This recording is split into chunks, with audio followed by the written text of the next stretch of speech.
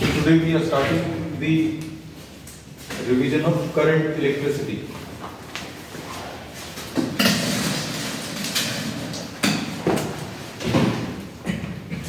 Electrostatics में और current electricity में बेसिक एक डिफरेंस ये रहेगा. Here we will be considering the flow of charges. Charges का फ्लो अभी हम लोग पढ़ने वाले हैं. जैसे अभी हम लोग ने इसमें कंसिडर किया था ये एक एग्जांपल इलेक्ट्रोस्टैटिक्स में कि अगर दो कंटेनर्स लिए आपने, दोनों को अगर आपने कनेक्ट किया, then flow of liquid will take place from higher level to lower level. Flow of liquid will take place from higher level to lower level. After some time the flow will stop completely. Flow क्यों रुक जाएगा? Reason क्या है? क्योंकि इन दोनों के बीच का level difference will quickly reduce to zero. Level difference इसका जीरो हो जाएगा. क्यों? The level of the higher level container will decrease, the level of the lower level container will increase. और दोनों के बीच में लेवल का डिफरेंस धीरे धीरे कम होता चला जाएगा और ये जीरो बन जाएगा. तो this was the condition in electrostatics. लेकिन इधर पर इस चैप्टर में हम लोगों को ये फ्लो कंटिन्यूअसली चलाना है, और ये फ्लो कंटिन्यूअसली चलाने के लिए ये लेवल का डिफरेंस रेगुलरली मेंटेन रहना चाहिए. और अगर ये लेवल का flow of liquid regularly maintain करना है तो ये लेवल डिफरेंस कंटिन्यूअसली मेंटेन होना चाहिए. और ये लेवल डिफरेंस कंटिन्यूअसली मेंटेन करने के लिए हम लोग यहां पर क्या लेंगे? एक सोर्स ऑफ एनर्जी लेंगे, and this source of energy will be in the form of pump. Pump क्या करेगा? लिक्विड को लोअर लेवल से उठाकर कहां? हायर लेवल पर ट्रांसफर करेगा. तो पंप या सोर्स ऑफ एनर्जी का काम क्या है? To lift the water from lower level to higher level. Natural flow कैसा है? Natural flow, this is the natural flow. Natural flow कैसा है? From higher level to lower level. तो हम लोग इसमें ये बोलते हैं कि natural flow of positive charges is from higher potential to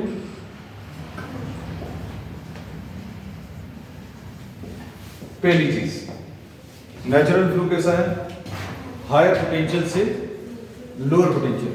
flow of positive charges is from higher potential to lower potential. Natural flow. अब सोर्स ऑफ एनर्जी क्या करता है? The source of energy in the circuits can be compared to cell. इसको cell से compare करना है. और ये फ्लो ऑफ लिक्विड को अभी हम लोगों ने किससे कंपेयर किया है? फ्लो ऑफ पॉजिटिव चार्जेस से कंपेयर किया. फ्लो ऑफ लिक्विड को किससे कंपेयर किया है? Flow of positive charges. तो लिक्विड का फ्लो कैसा है? लिक्विड का flow from higher potential to lower potential. तो हम लोगों ने उसी के बेसिस पर बोल दिया. क्या बोल दिया? कि पॉजिटिव चार्जेस फ्लो करते हैं हायर से लोअर. ये नेचुरल फ्लो. और फोर्स फ्लो कौन सा है? ये फोर्स फ्लो.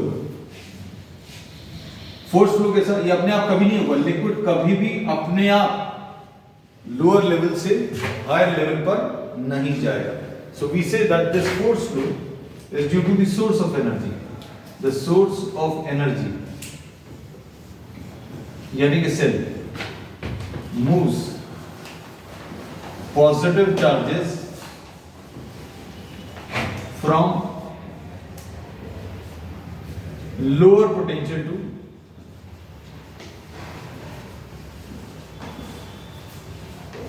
higher potential. तो दो टाइप के फ्लो हैं. दो टाइप के फ्लो कौन से? एक नेचुरल फ्लो और एक फोर्स फ्लो. नेचुरल फ्लो कैसा है? पॉजिटिव चार्जेस का from higher potential to lower potential. Force flow कौन सा है? From lower potential to higher potential. और ये कौन करेगा? ये सेल करेगा. तो ये जो सोर्स ऑफ एनर्जी है इसका बेसिकली काम क्या है? एक तो अभी हमने बता दिया कि ये वाटर को लोअर लेवल से कहां, हायर लेवल पर ट्रांसफर करता है।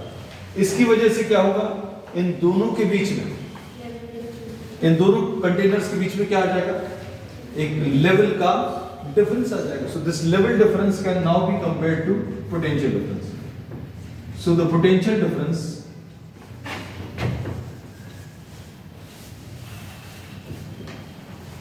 is maintained by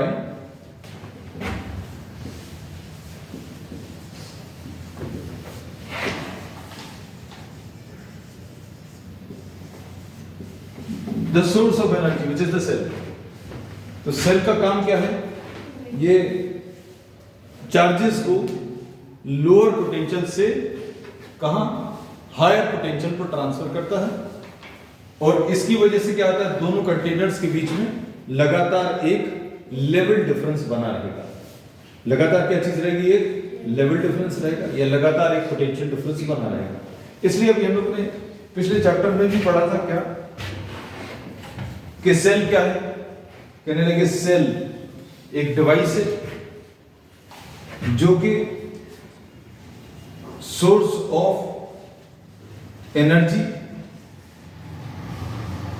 जो कि क्या करता है, मेंटेन्स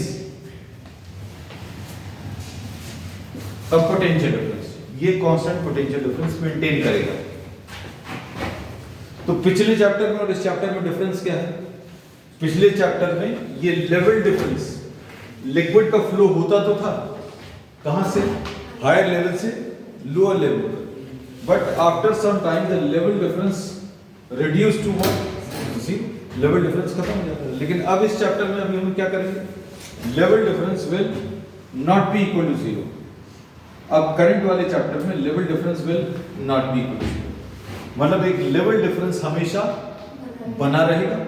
और ये लेवल डिफरेंस कौन बनाएगा, लेवल डिफरेंस या पोटेंशियल डिफरेंस कौन बनाएगा, एक सेल बनाएगा। और कैसे बनाएगा, लिक्विड को लोअर लेवल से हायर लेवल पे ट्रांसफर करके, या चार्जेस को लोअर पोटेंशियल से हायर पोटेंशियल पे ट्रांसफर करते हैं। So this is the difference between the last chapter and this chapter. अब हम लोग इसकी बेसिक स्टार्ट करते हैं। एकदम ये फंडामेंटल चीज अभी हमने बता दी।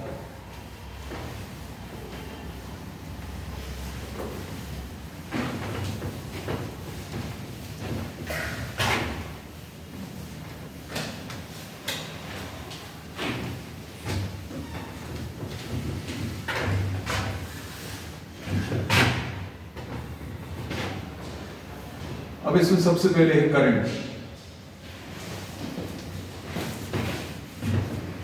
Current this is defined as rate of flow of charges, rate of flow of charges. If q amount of charge flows through a conductor in t seconds, q amount of charge t seconds में अगर flow कर रहा है तो current through the conductor will be equal to q upon t।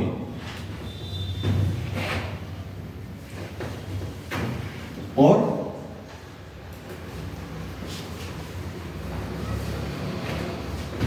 इसकी units जो है, this is ampere.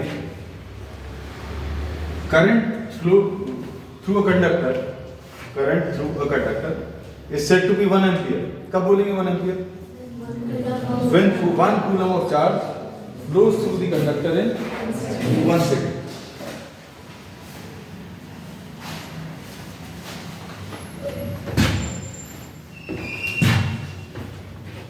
Current इसमें एक फंडामेंटल क्वांटिटी है।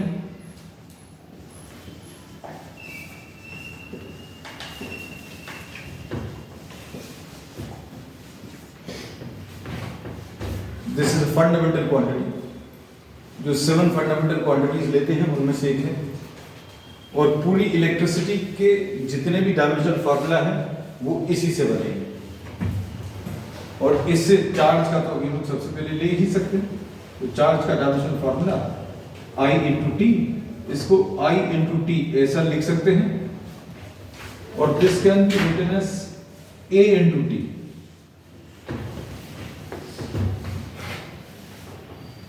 I करंट केस में एम्पियर से मेजर करते हैं, तो एम्पियर इंटू टाइम ऐसा भी लिख देते हैं, बट I इंटू टी ये भी यूज किया जा सकता है। और ये एक स्केलर क्वांटिटी है,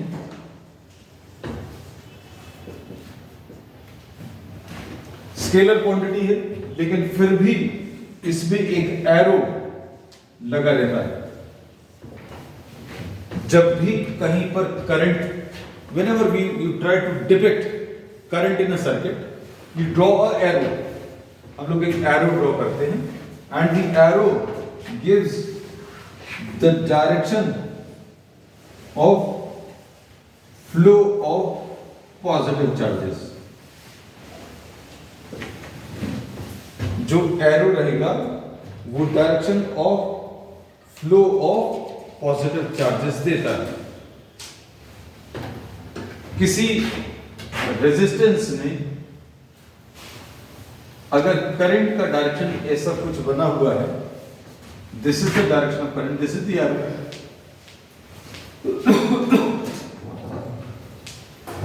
ये करंट का डायरेक्शन है, मतलब पॉजिटिव चार्जेस इस डायरेक्शन में फ्लो कर रहे हैं।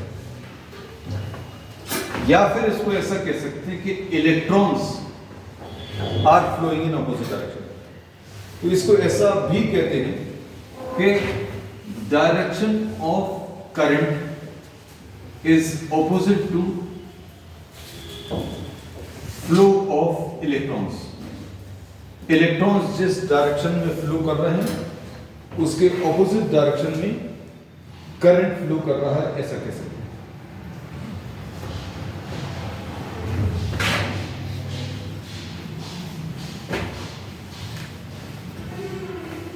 अब इसके बाद नेक्स्ट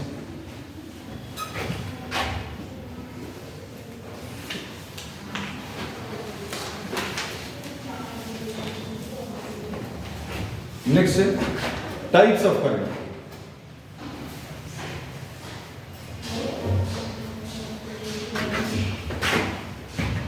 टाइप्स ऑफ करंट में बेसिकली दो type,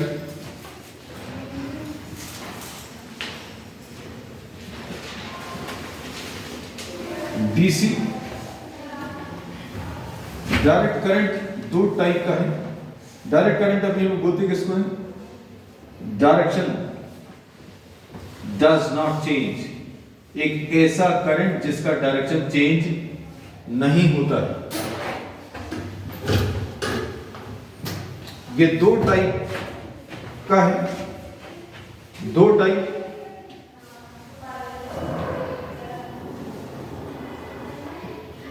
variable DC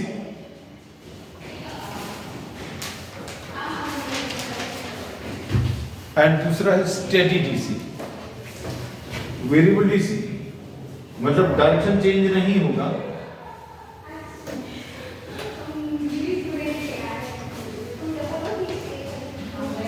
this is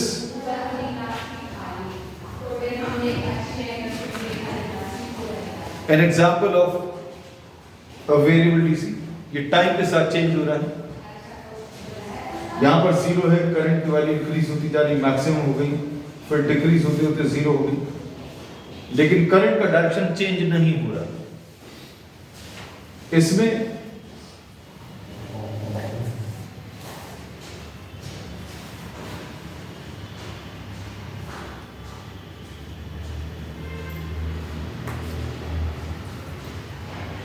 ये कैसा है? ये डीसी है कि एसी है? Is this a DC? DC है क्योंकि इसमें भी करंट का डायरेक्शन चेंज नहीं हो रहा। देखो स्टार्टिंग में t0 पर करंट की इतनी वैल्यू, थोड़े समय बाद करंट की इतनी पॉजिटिव वैल्यू, थोड़े और समय बाद current increases, current becomes maximum, it decreases, but current nowhere becomes negative. Current कहीं पर भी नेगेटिव नहीं होगा। करंट नेगेटिव होने का मतलब क्या है कि डायरेक्शन ऑफ करंट जो है वो चेंज हो रहा है। तो यहां पर करंट का डायरेक्शन कहीं पर भी चेंज नहीं होगा। स्टेडी डीसी,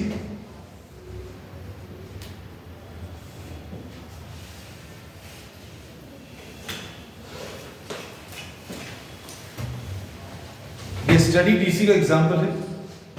और इस स्टेडी डीसी में टाइम के साथ साथ करंट की वैल्यू, डायरेक्शन दोनों सेम बने रहेंगे। मैग्नीट्यूड ऑफ करंट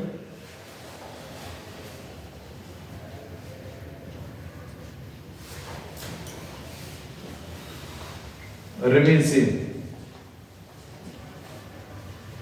यहां पर क्या बोल सकते हैं? Magnitude of current changes. यहां पर कह सकते हैं मैग्नीट्यूड ऑफ करंट जो है वो क्या होता है? चेंज होता है। नोट करते जाना साथ।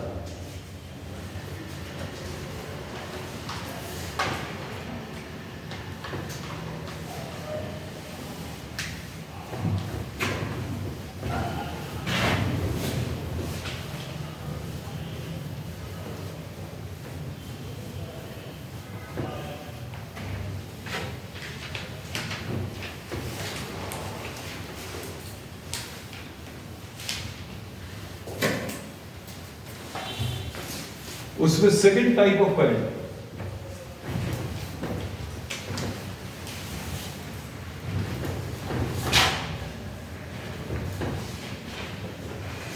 Alternating current.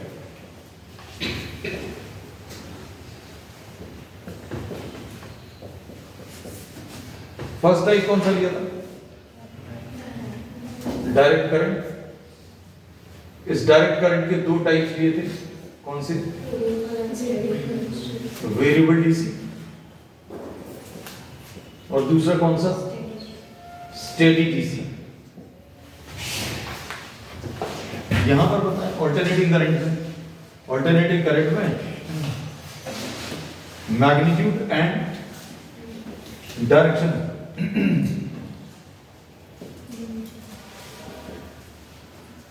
With time.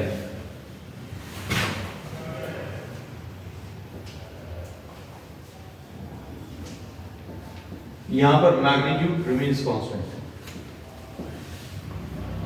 और दोनों में कॉमन क्या चीज है?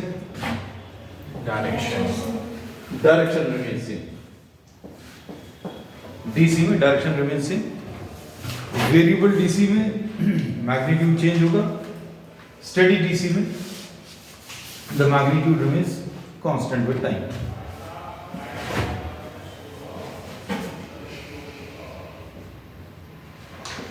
आई वर्सेस टी ग्राफ कैसा है करता है?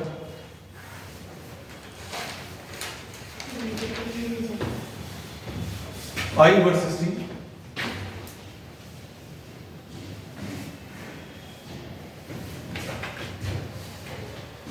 इसको देखकर अभी हम लोगों को क्या समझ में आता है? Sine theta. मैग्नीट्यूड तो चेंज हो रहा है कंटिन्यूअसली। मैग्नीट्यूड यहां पर इंक्रीज हो रहा, फिर डिक्रीज होते होते जीरो हो गया। But after this time the value of current becomes negative. Current negative होने का मतलब क्या है? Direction becomes opposite, so direction changes. और जो करंट अभी हम लोग डोमेस्टिक सप्लाई में, इलेक्ट्रिसिटी जो अभी हम लोग घरों में यूज करते हैं वो इस टाइप की है। और ये जो पोर्शन है this is termed as one cycle. One cycle of AC किसको बोलते हैं? वन साइकिल ऑफ एसी किसको बोलते हैं? जीरो से मैक्सिमम तक इंक्रीज करना, मैक्सिमम से फिर जीरो से maximum in the opposite direction और फिर डिक्रीज होते होते जीरो। और ऐसे कितने नंबर ऑफ साइकिल्स पर सेकेंड जो कंप्लीट हो रही है उसको हम लोग फ्रीक्वेंसी बोलते हैं। और हम लोग जो इलेक्ट्रिसिटी यूज करते हैं उसकी फ्रीक्वेंसी 50 हर्ट्ज है, मतलब 50 such cycles are completed in 1 second.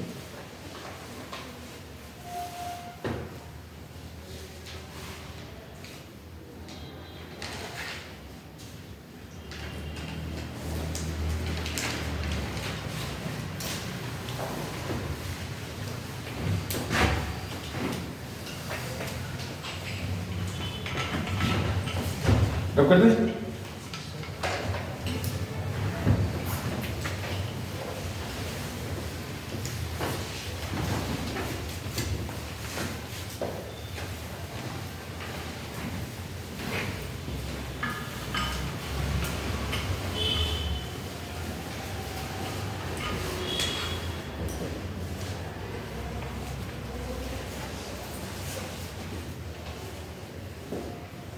Drift velocity of electrons, इस पर भी बहुत सारे रीजनिंग टाइप के क्वेश्चंस बनते हैं, बहुत सारे, और मिलते भी हैं पीवाईक्यूज में, many questions based on this topic.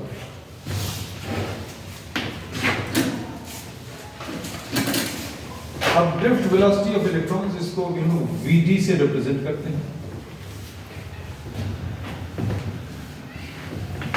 Suppose if you are having a conductor, A conductor contains large number of free electrons, इसमें बहुत सारे number of free electrons हैं, और ये free electrons randomly move कर रहे हैं inside the conductor।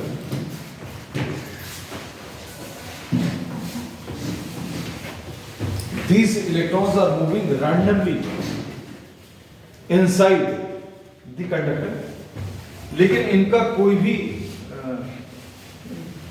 स्पेसिफिक या कोई एक नेट डायरेक्शन में मोशन नहीं, मतलब motion of the electrons, motion, इसको भी हम लिख दे रहे हैं thermal motion. Thermal motion of the electrons is random. Random motion का मतलब क्या है? रैंडम और ऑर्डरली ये दोनों ऑपोजिट वर्ड है। अभी इन लोगों ने बोला रैंडम मोशन है, मतलब अगर आप किसी एक जगह पर खड़े होकर अगर आप इलेक्ट्रॉन्स को काउंट करो तो the net number of electrons crossing any particular cross section will be zero. मतलब ये है कि जितने नंबर ऑफ इलेक्ट्रॉन्स इस डायरेक्शन में जा रहे हैं उतने ही number of electrons opposite direction में। सो थर्मल मोशन का मतलब ये होता है, रैंडम मोशन का मतलब। So the motion of the electrons in a conductor is random motion. Thermal motion जो है रैंडम मोशन है।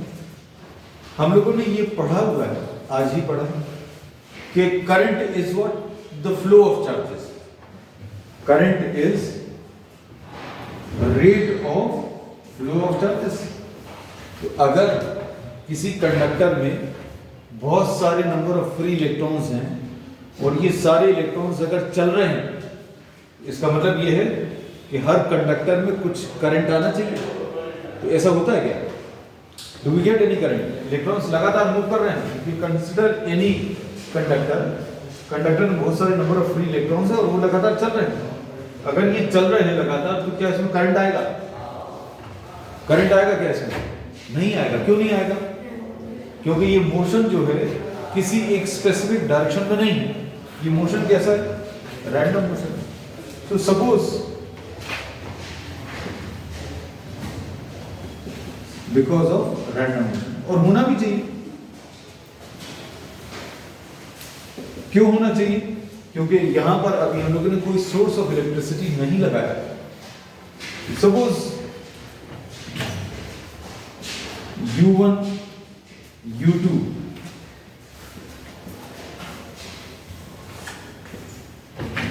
these are the thermal velocities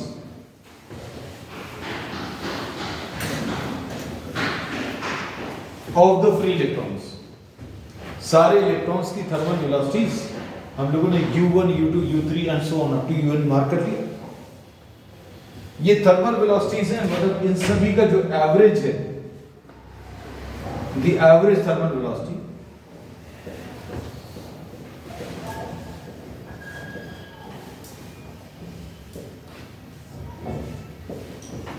this will turn out to zero. Zero क्यों होगा? ये जीरो क्यों होगा? Average thermal velocity, randomness, because of the randomness. बिल्कुल सही।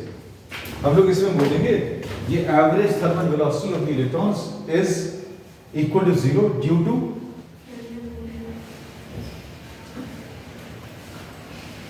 randomness of the motion of electrons। अब हम लोगों ने क्या किया, इस कंडक्टर में एक पोटेंशियल डिफरेंस अप्लाई किया। Apply a potential difference V across the ends of the conductor. अब हम लोगों ने यहां पर एक पोटेंशियल डिफरेंस अप्लाई किया।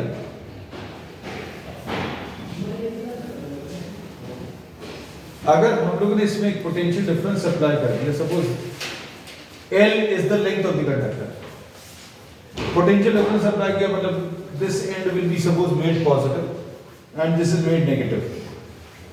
और पोटेंशियल डिफरेंस कैसे अप्लाई करते हैं, अभी सीखा, आज ही सीखा। How do we apply potential difference? Cell connect करते, वी कनेक्ट अ सेल और कॉम्बिनेशन ऑफ सेल्स, बैटरी लगा दें। और अब इसकी वजह से क्या होगा, ये जो रैंडम मोशन है इलेक्ट्रॉन्स का, इन इलेक्ट्रॉन्स का जो रैंडम मोशन है that will convert into a orderly motion. कैसे? इसके सारे इलेक्ट्रॉन्स कहां की तरफ? पॉजिटिव टर्मिनल की तरफ मूव करेंगे। These will tend to move towards the positive end of the conductor। और इसमें ये किस वजह से? पोटेंशियल डिफरेंस की वजह से। हम लोगों ने अगर ये पोटेंशियल डिफरेंस V अप्लाई किया, we get electric field.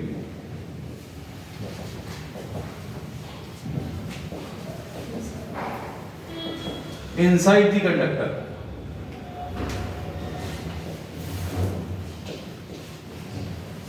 E is equal to V divided by L होगा।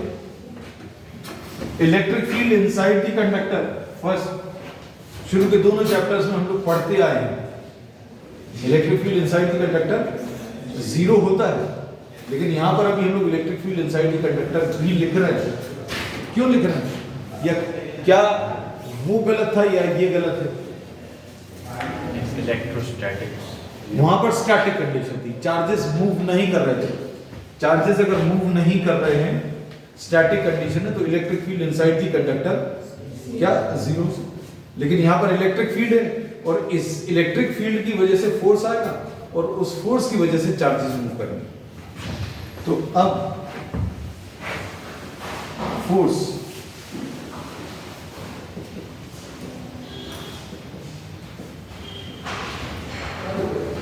acting on the electrons,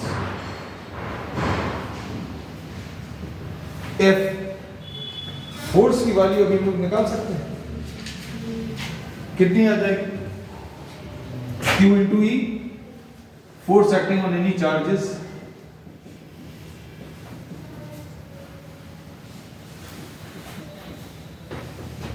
minus E into, ये माइनस साइन क्यों है? Electron, charge of the electron, minus E। अब इस force की वजह से क्या होगा बताओ? What will happen due to this force? Acceleration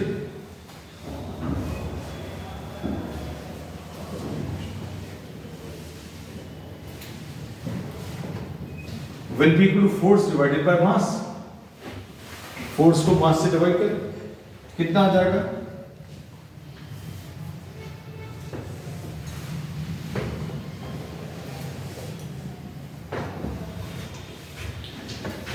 This will be the acceleration, ये acceleration आ जाएगा।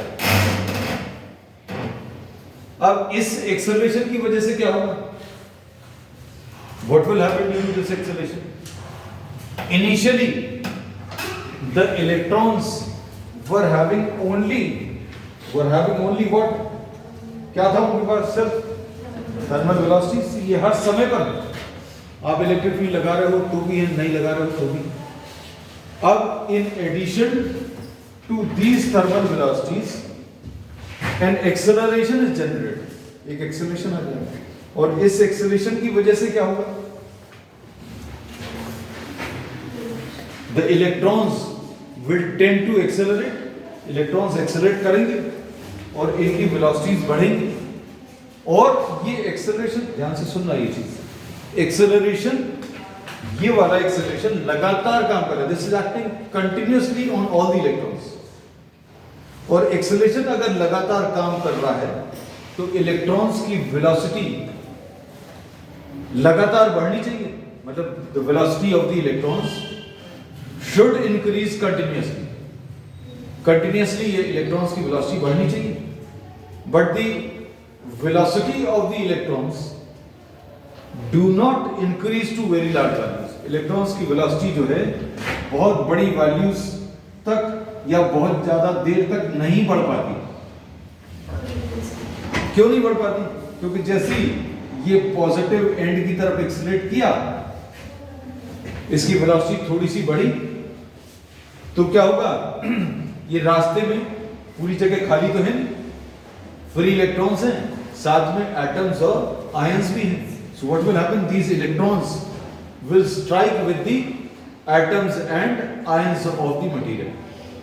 ये इलेक्ट्रॉन्स लगातार स्ट्राइक करते रहेंगे और अपनी जो एक्स्ट्रा वेलोसिटी इन्होंने गेन की है, these electrons have gained some excess velocity due to this acceleration. Acceleration की वजह से, due to this acceleration, the velocity increases but does not increase to very large values, because during the course of its motion, ये electrons चलते समय रास्ते में किससे, atoms या आयंस के साथ लगातार टकराते रहे। So we say that due to collisions of electrons with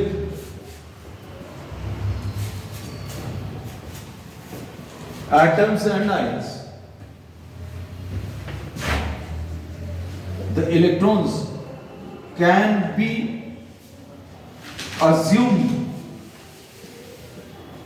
to be traveling or assumed to be moving with a constant speed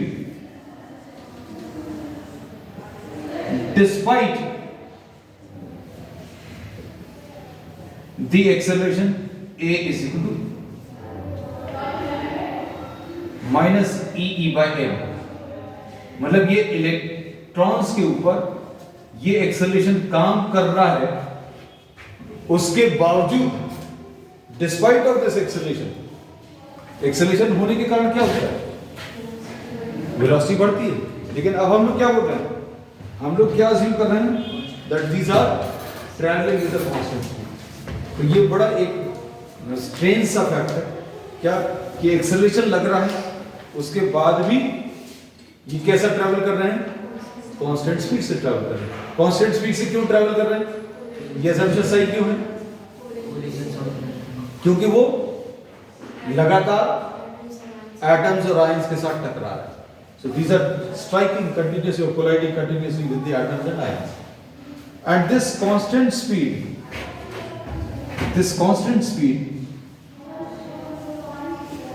is called what, the drift speed। इसको हम लोग क्या ड्रिफ्ट स्पीड बोलते हैं। क्लियर? ये prove कर लो, फिर अभी हम इसको प्राप्त करेंगे। बिल्कुल ये करेंगे।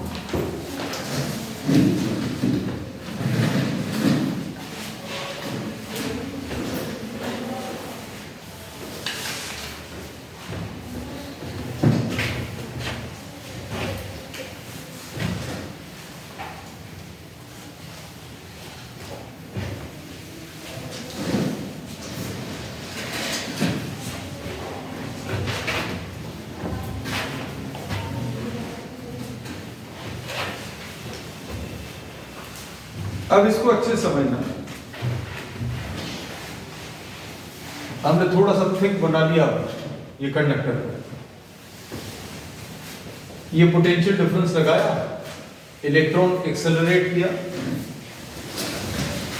किया और किसी एटम से टकराया। This is the electron, this accelerates and strikes with the atom, और इससे स्ट्राइक करने के बाद फिर से एक्सेलरेट करेगा, फिर किसी एटम से टकराएगा, फिर एक्सेलरेट करेगा, फिर किसी एटम से टकराएगा। So we say that electron accelerates between two successive collisions. ये बात समझो, आपने बोला क्या बोला, इलेक्ट्रॉन एक्सेलरेट किया, किसी एटम या आयन से टकराया, एक्सेस वेलोसिटी उसने थोड़ी सी लूज करी, फिर एक्सेलरेट किया, फिर किसी एटम या आयन से टकराया, फिर एक्सेलरेट कब कर रहा है? दो कोलिजन्स के बीच में। कब एक्सेलरेट कर रहा अनुज?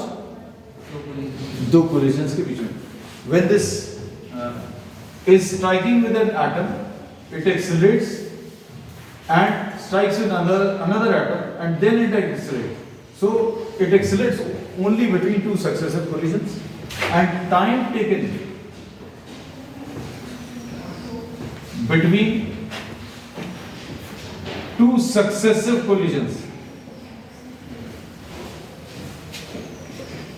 इसको अभी हम लोग रिलैक्सेशन टाइम बोलते हैं।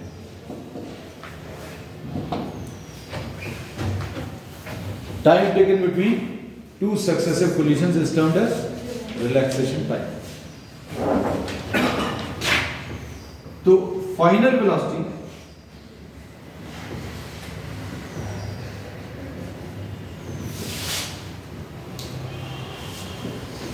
n electrons consider किए हैं। Final velocity of the first electron v1 will be equal to u1 plus a। इस रिलैक्सेशन टाइम को भी टॉ से रिप्रेजेंट करते हैं। दिस इज रिप्रेजेंटेड बाय टॉ।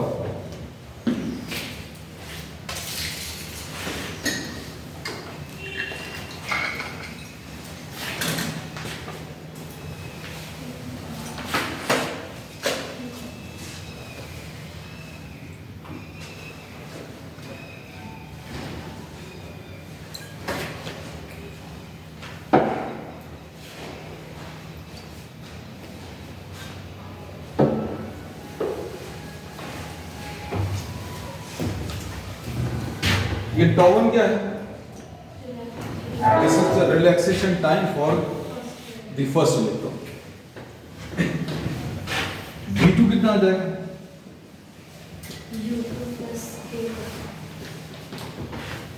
ऐसा ऐसे सारे इलेक्ट्रॉन्स की आप क्या करेंगे? फाइनल वेलोसिटीज निकालेंगे।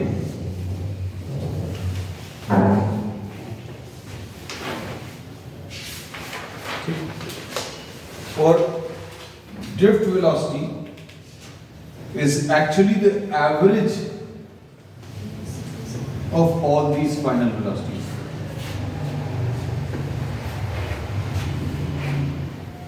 इन सभी का एवरेज अगर आप ले लें,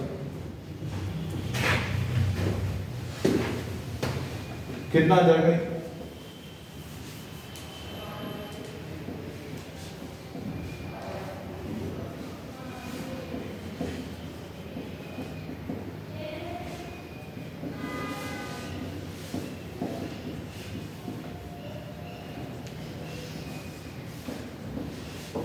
दिस इज ड्रिफ्ट वेलोसिटी। हम अभी सबको सम अप कर देंगे लास्ट में, बहुत सिंपल हो जाएगा। vd ये कितना आ जाएगा? u1, सारे u वाले टर्म्स कलेक्ट कर लिए, फिर उसके बाद क्या करेंगे? a कॉमन ले लें,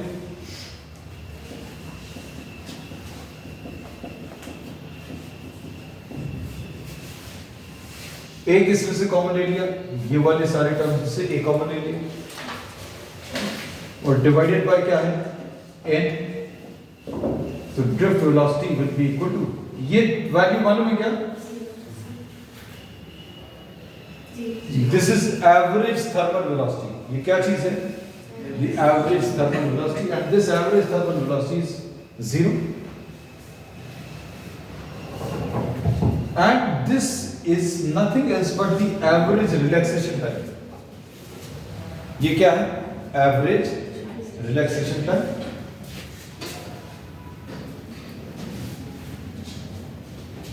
तो Vd की वैल्यू ए की वैल्यू रखो, ए की वैल्यू कितनी है माइनस ई।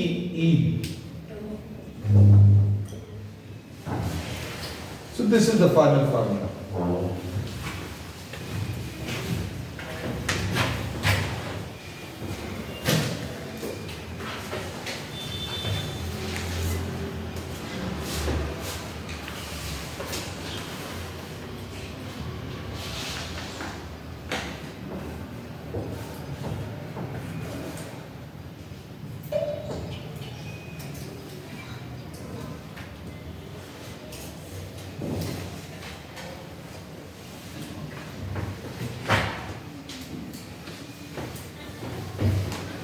अब इसमें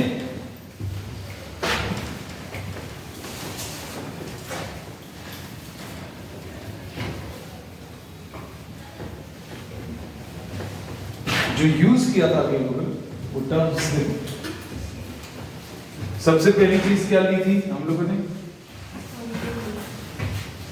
थोड़े से में सम अप हो जाएगा कि इसमें बहुत सारे नंबर ऑफ क्या है फ्री इलेक्ट्रॉन्स हैं, और उन सभी का जो एवरेज है U1 प्लस U2 कितना 0 आ जाएगा। And this is what average thermal velocity. फिर क्या किया अभी हम लोगों ने, इसमें V applied a potential difference V is applied across the ends। इसकी वजह से क्या होगा, इस पोटेंशियल डिफरेंस की वजह से इलेक्ट्रिक फील्ड आएगी इनसाइड द कंडक्टर। इस इलेक्ट्रिक फील्ड की वजह से फोर्स आ जाएगा। फोर्स कितना आएगा बताओ, force will be equal to minus e into E. Force ऐसा कुछ आएगा। अब ये फोर्स अगर आएगा, इस फोर्स की वजह से क्या आएगा, एक्सेलरेशन आएगा। फोर्स डिवाइडेड बाय मास, ये कितना आ जाएगा माइनस ई अपॉन एन। इस एक्सेलरेशन की वजह से क्या होगा, सारी चीजें बताते जा रहे हैं। पोटेंशियल डिफरेंस लगाया, इलेक्ट्रिक फील्ड आई, फोर्स आया, एक्सेलरेशन आया, मतलब इनकी वेलोसिटी बढ़ेगी। वेलोसिटी कितनी आ जाएगी v1 is equal to u1 plus ये टर्म।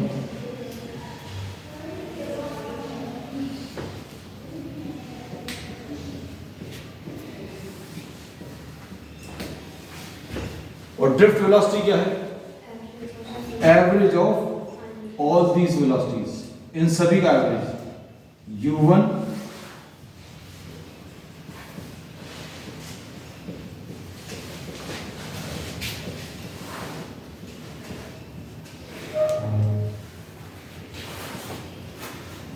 Divided by n।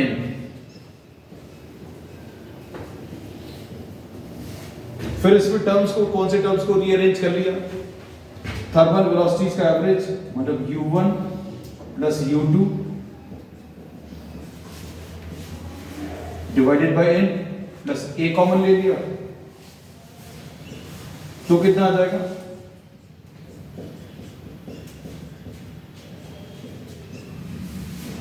इसकी वैल्यू कितनी है 0। तो ड्रिफ्ट वेलोसिटी फाइनली क्या मिलेगी, a इंटू, और a की वैल्यू कितनी है माइनस ई।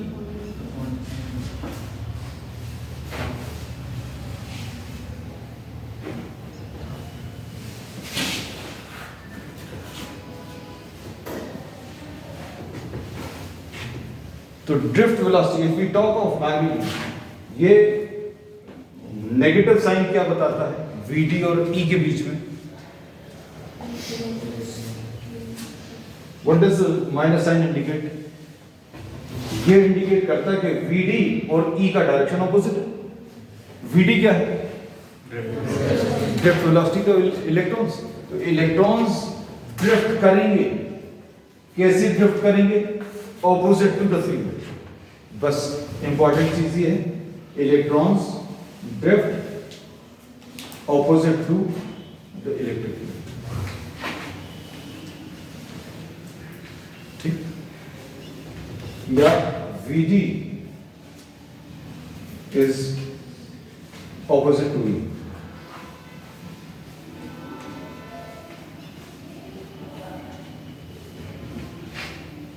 ठीक,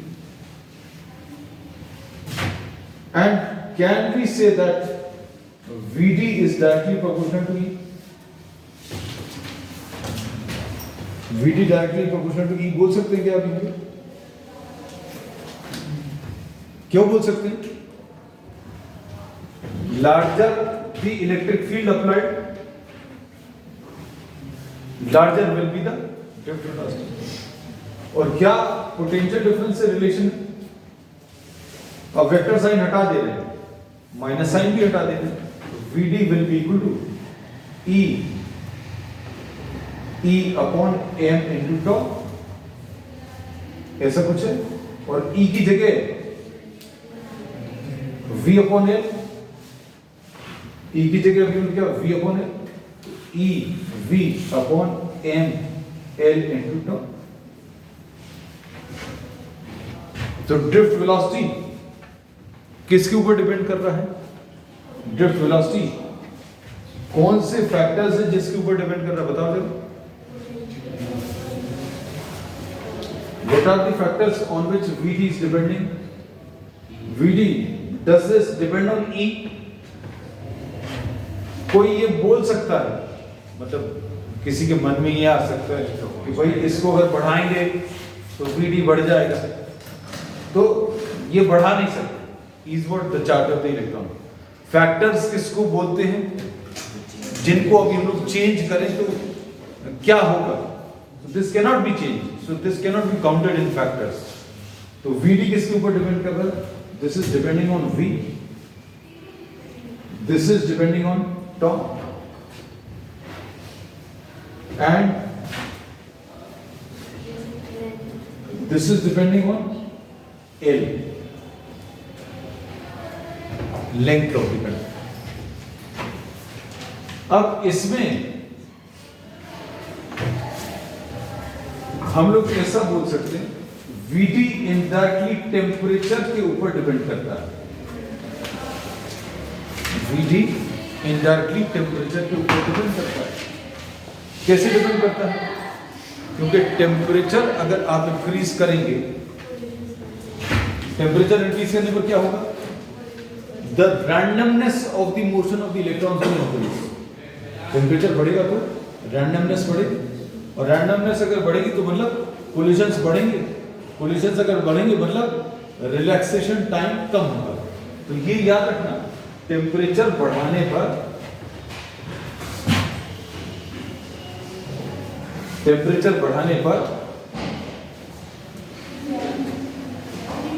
रिलैक्सेशन टाइम कम हो जाता है। टेम्परेचर बढ़ाने पर रिलैक्सेशन टाइम क्या होगा? कम हो जाएगा। ठीक,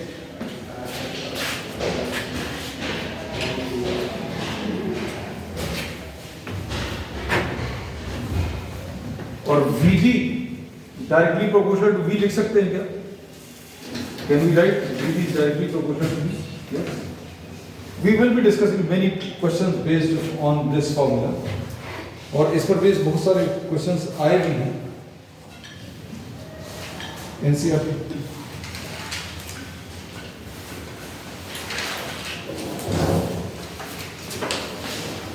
Next topic is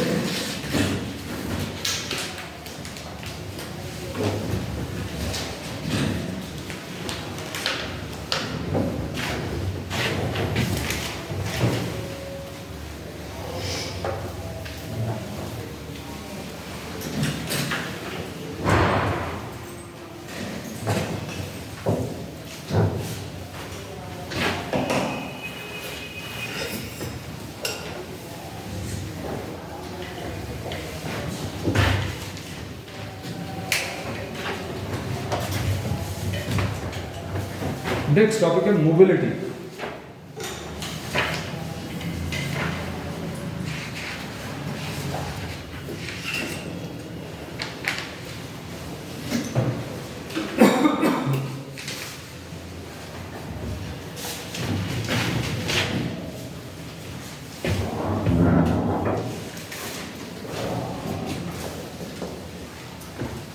mobility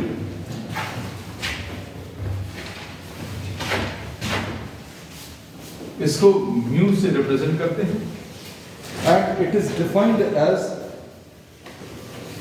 the magnitude of drift velocity per unit applied electric field Vd upon E।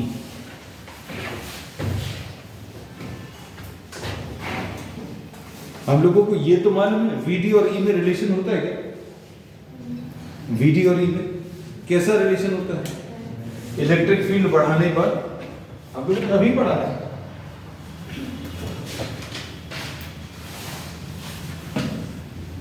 Vd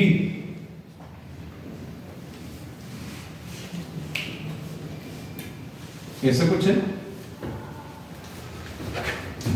Vd depend कर रहा है किसके ऊपर? इलेक्ट्रिक फील्ड के ऊपर। तो अब हम लोगों ने बोला ड्रिफ्ट वेलोसिटी को अगर आप किससे इलेक्ट्रिक फील्ड से अगर डिवाइड करें तो drift velocity per unit applied electric field is mobility Vd upon E। अगर आपने Vd upon E, talking just in terms of magnitude.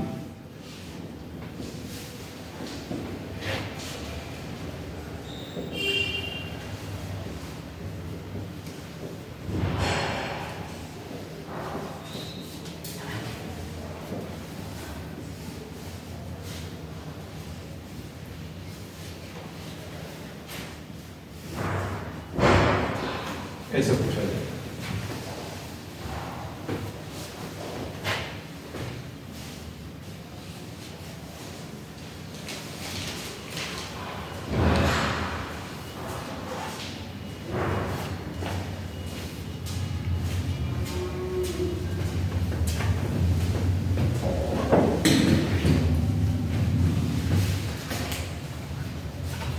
अब इसमें मोबिलिटी का डायमेंशन फॉर्मूला एक बार आया हुआ है 1 बार, तो ये निकाल सकते हैं।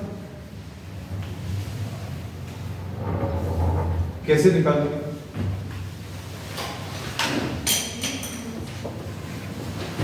एक तो तरीका ये है कि Vd का और E का डायमेंशन फॉर्मूला डिवाइड कर। अब इसमें थोड़ा सा दिक्कत जाएगी, शायद ज्यादा बड़ा है ना। Vd upon E, Vd upon E अगर सॉल्व करना है तो ये कितना आ जाएगा? Vd को तो Lt माइनस 1 लिख लोगे, E को V बाई L लिखोगे, मतलब ये L ऊपर जाएगा, Lt minus 1 into L। V को क्या लिखोगे? V की याद नहीं होगा पोटेंशियल की, क्या लिखोगे? W डिवाइडेड बाई Q, यह जगह L स्क्वायर T माइनस 1, ये Q ऊपर जाकर I इंटू टी आएगा upon ml square T minus 2। Solve करो कितना आ रहा है? इसमें एल स्क्वायर कैंसिल होगा, टी माइनस 1 ये कैंसिल होगा, m minus 1 I T square, ये इधर डायरेक्टली निकल आएगा। अगर आप इस डेफिनेशन पर जाओगे तो इट विल टेक टाइम। अब इससे देखो कितनी जल्दी आएगा। E क्या चीज है? चार्ज है, इसको भी लोग I इंटू टी लिख सकते हैं। नीचे क्या है? ये मास है और ये क्या है? Time. m minus 1 t minus 2 और c प्लस 2। ऐसी कुछ है टी स्क्वायर आई टी पर।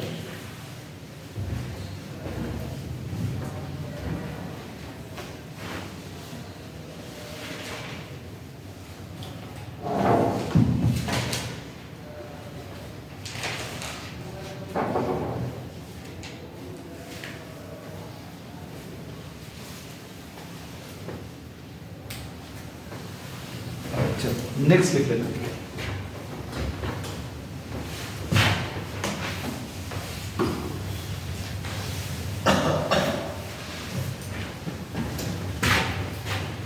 Next topic.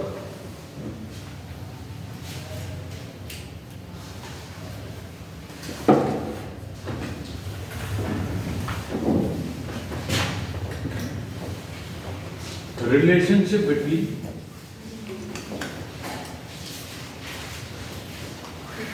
current and drift velocity.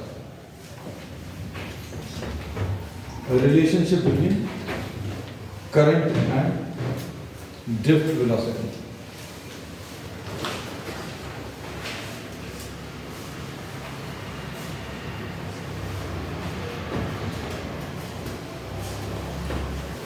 इसमें एक नया टर्म अभी हम लोग यूज करेंगे इस रिलेशनशिप को डिराइव करने के लिए, n the conduction electron density, this is also termed as, और लिख दे रहे नहीं तो अपॉन समझ लेंगे, और free electron density,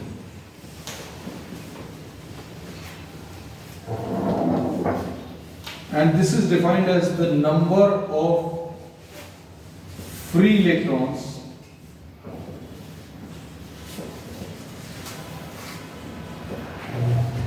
per unit volume. साथ में लिखते जाना बच्चों।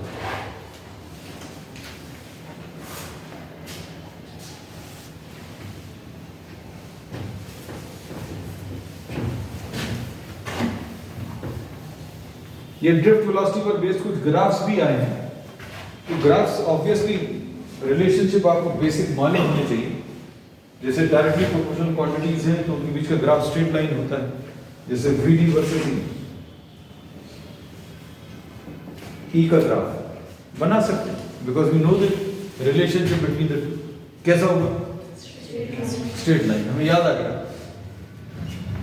तो n क्या है, वापस आ जाते हैं टॉपिक पर, relationship between I and VD में ये एक टर्म डिफाइन होगा, कंडक्शन इलेक्ट्रॉन डेंसिटी या free electron density. This is number of free electrons per unit volume. Now suppose we are considering a conductor,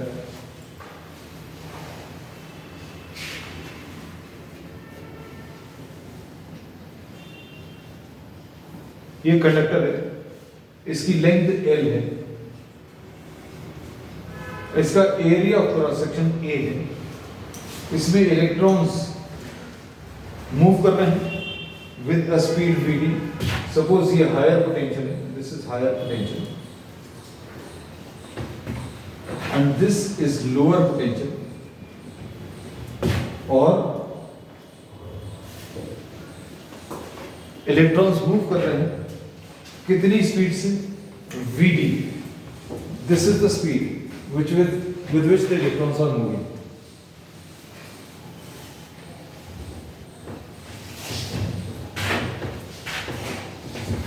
Now we consider a small time.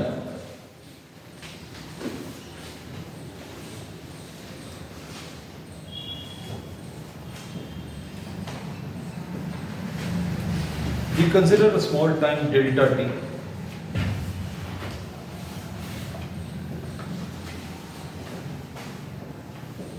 The distance covered for this small time, distance covered by the electrons in this small time, VD into delta T. Volume which is covered, कितना volume cover होगा, कितना volume sweep करेंगे, volume will be equal to distance into the area, मतलब VD into delta T into the area.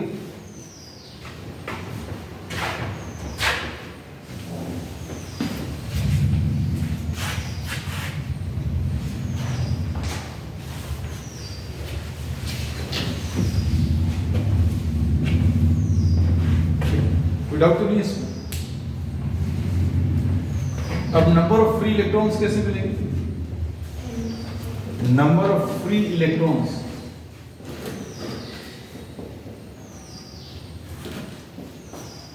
in this volume,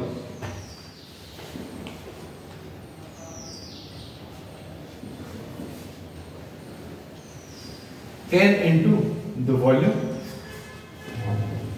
n into volume कितना है? VD into delta T into A। ये number of free electrons मिल गए, इसको अभी हम लोगों ने कैपिटल N से रिप्रेजेंट किया।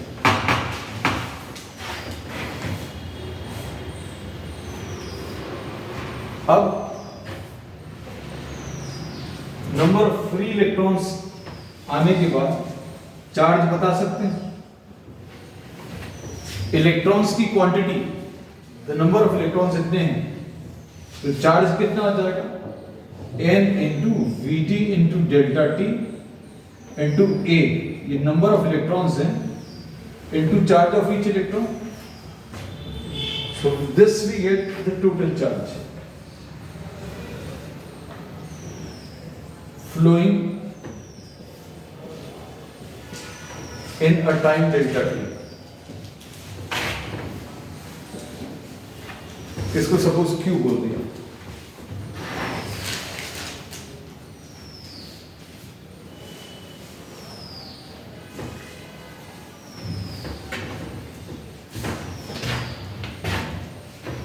अब current flowing through the conductor, I will be equal to Q divided by delta T, charge divided by time.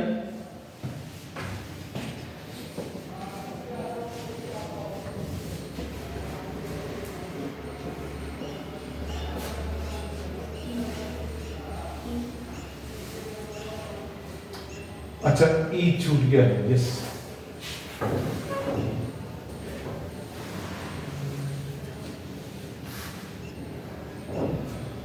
ये तो संचिता बहुत जोर से बोल सकते हैं, कुछ हमसे छूटा है.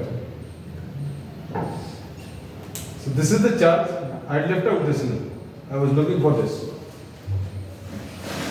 Delta T, ऐसा कुछ है. So I will be equal to n into Vd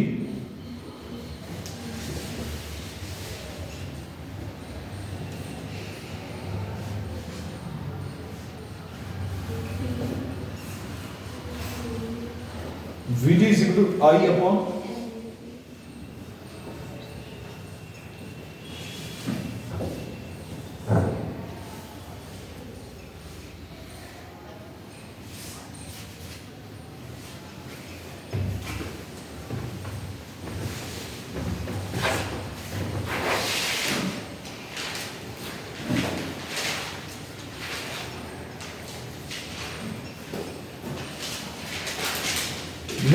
next topic.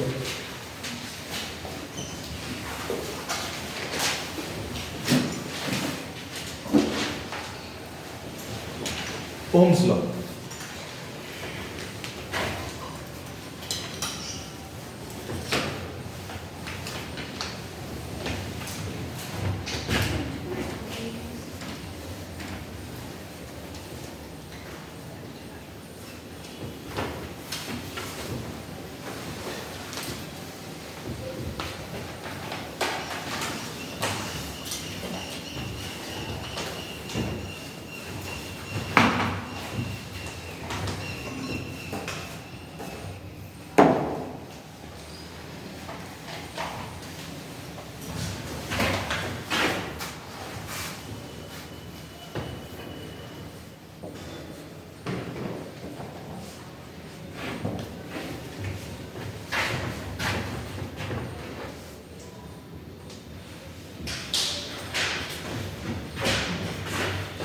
अब इसमें suppose a potential difference V is applied across the ends of a conductor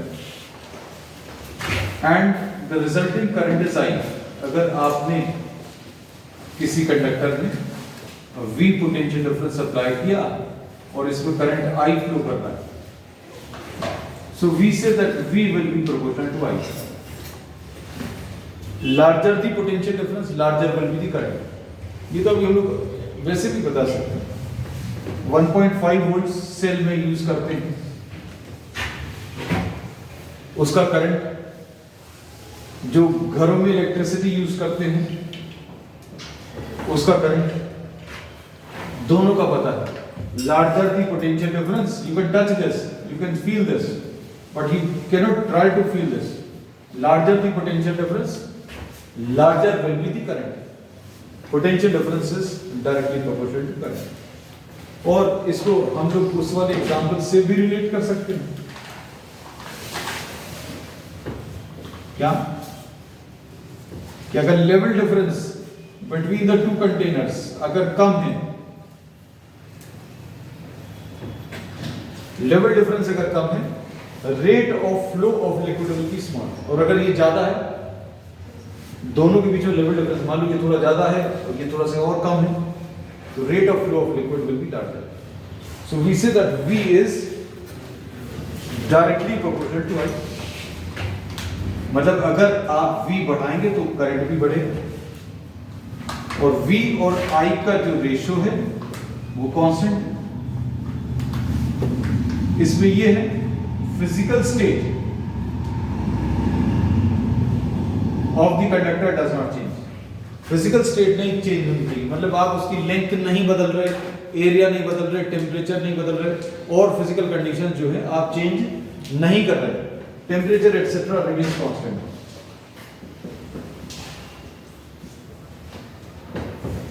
और V अपॉन I ये जो कांस्टेंट आया है, this is termed as resistance.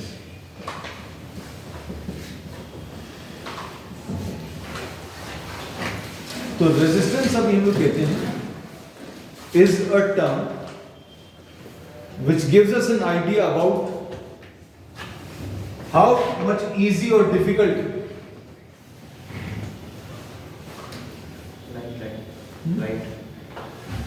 light अरे तुम लोग जला दो।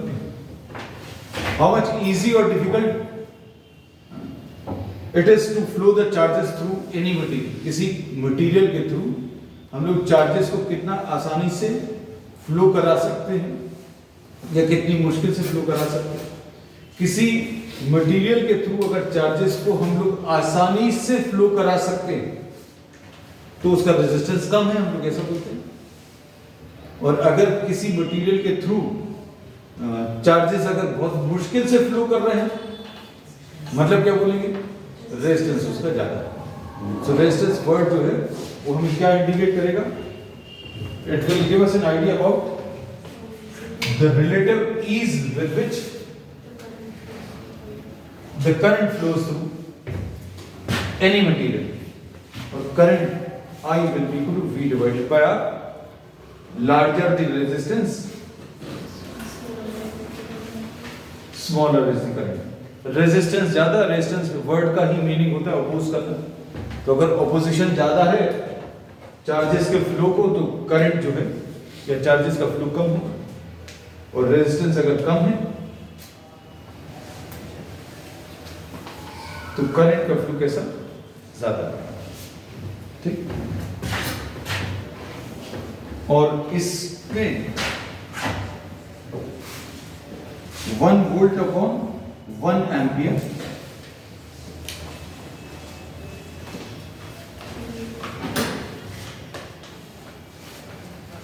resistance of a conductor is said to be 1 ohms if on applying a potential difference of 1 volt a current of 1 ampere flows through। अब जल्दी से इसका वो निकालो, डायमेंशनल फार्मूला ये 1 मार्क के क्वेश्चंस में आ जाता है।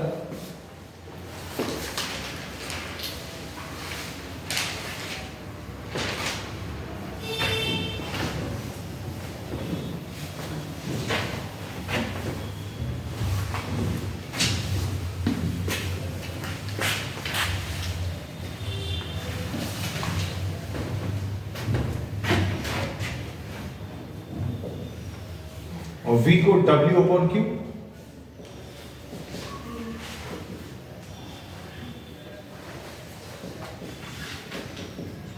यह आ जाएगा mL² T-2 अपॉन क्या IT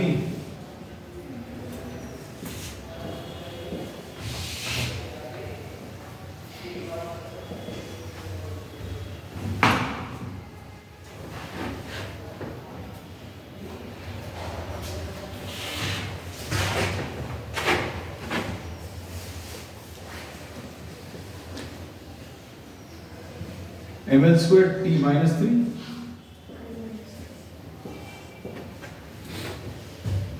I-2।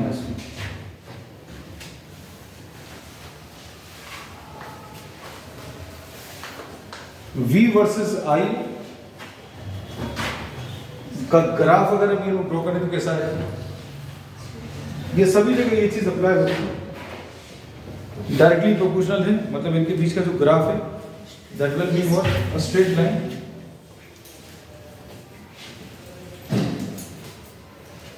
V versus I का जो ग्राफ है वो स्ट्रेट लाइन रहेगा ऐसा। And the slope of this, slope कैसे लेते हैं, परपेंडिकुलर डिवाइडेड बाय बेस। तो परपेंडिकुलर V है, बेस क्या है I, तो slope of VI graph, slope of this graph will give you resistance, ये रेजिस्टेंस देगी। तो कई बार ऐसे भी क्वेश्चंस आए हुए हैं कि यू आर गिवन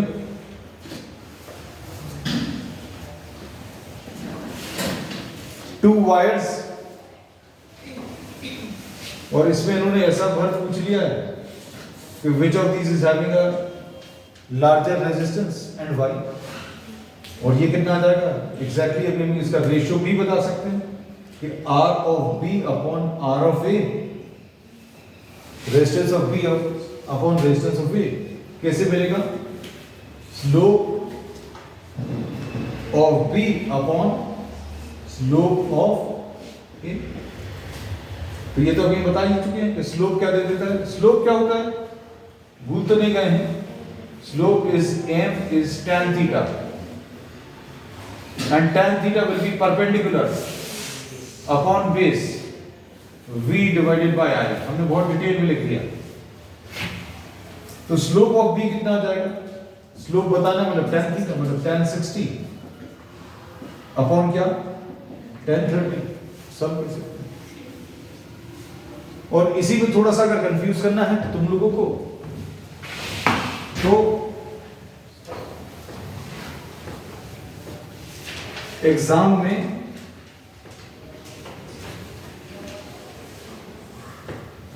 आपको ऐसा कुछ ग्राफ दे देंगे, I versus V graph, suppose ये 30 है, ये 60 है, ये P है, ये Q है। अब इसमें बताओ क्या समस्या है, what is different from that graph.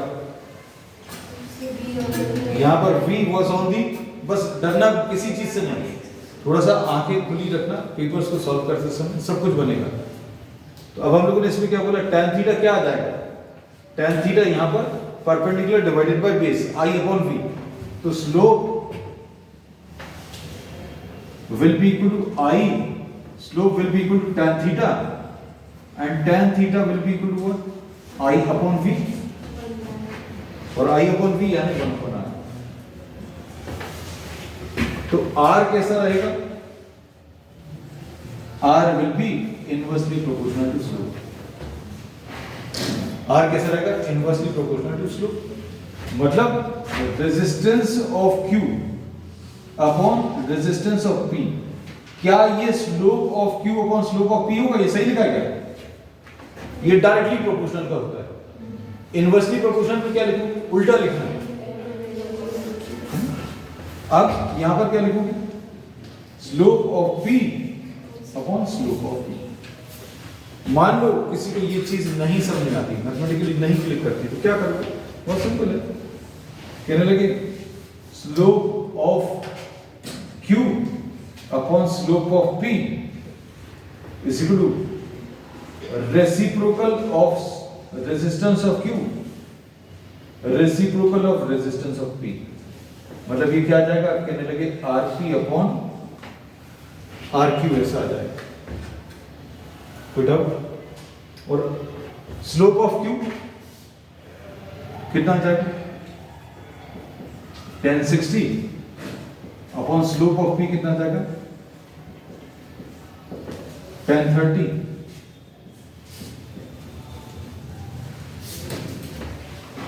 कर लो इसको जल्दी से कर।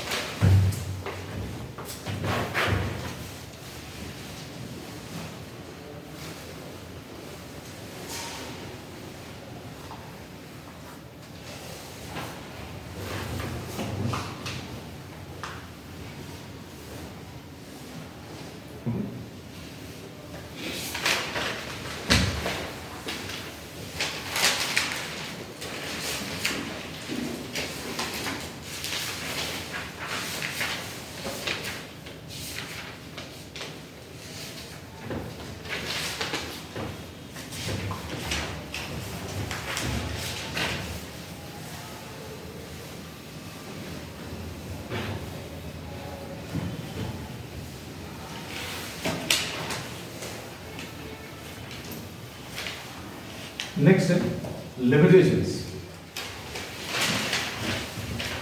लिमिटेशंस बहुत सारी हैं, बट एनसीईआरटी ने 3 स्पेसिफाई की, and since we are preparing for the boards we will be just specifying the 3 which are given in the NCERT.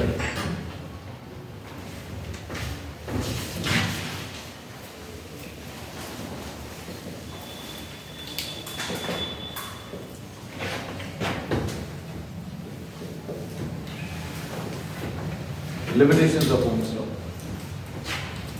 Limitations of Ohm's law में सबसे पहला V and I relationship. This ceases to be linear, मतलब this stops to be linear. Linear नहीं बचेगा at high values of potential difference. V versus I का जो graph है ये perfectly straight line आना चाहिए, लेकिन large values of potential difference पर this deviates from the straight line path. और ये linear relationship वाले materials ओमिक कंडक्टर्स कहलाते हैं। क्या बोला है, समझ आया?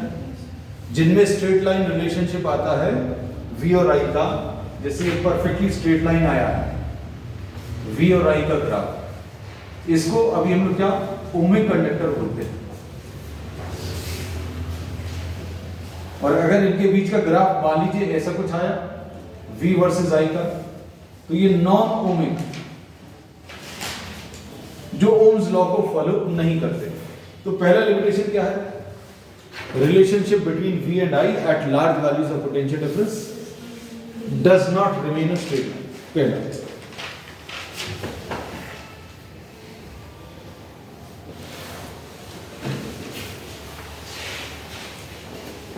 दूसरा, relationship between V and I depends on the sign of V। Relationship आप चाहो तो ये चीज लिख लेना, रिलेशनशिप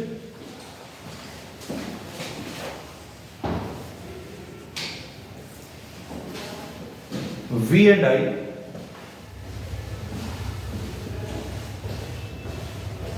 depends on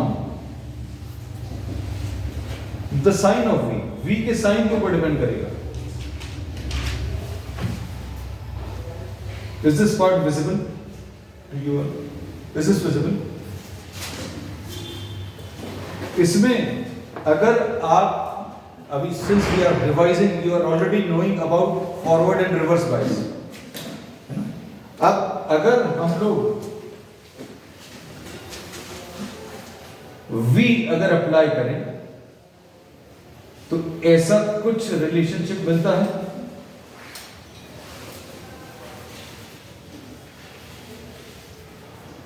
ये करंट जो है मिली एम्पियर्स में होता है, कहां पर, ये फॉरवर्ड बायस वोल्टेज,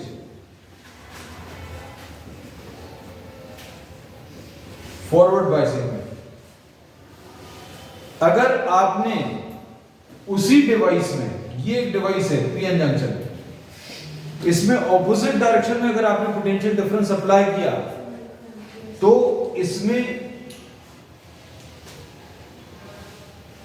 ऐसा कुछ करंट आता है। और ये क्या है, reverse bias voltage.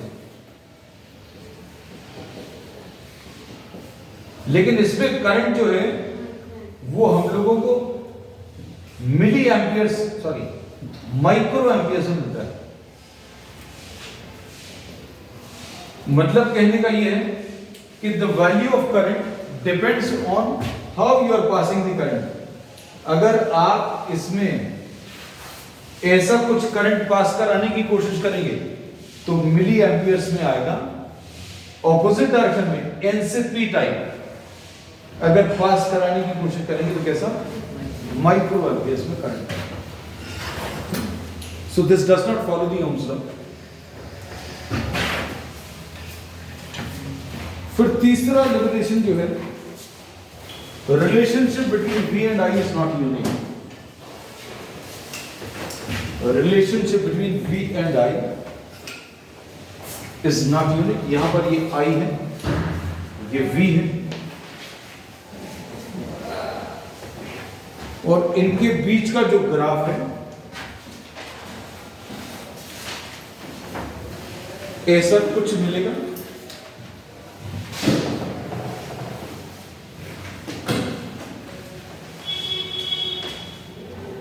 One single value of current is obtained for two different values of potential difference.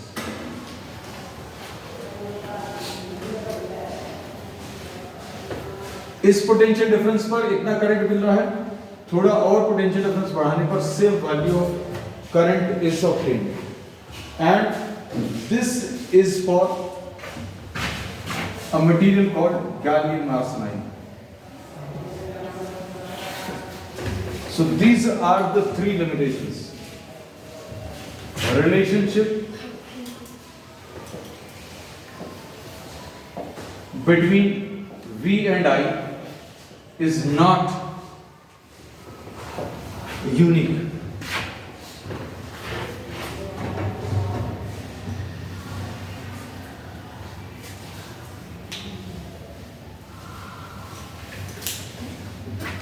सब आज अभी हम लोग रिवीजन वाला पार्ट इतने पर ही बात कर रहे हैं. Continue the remaining part.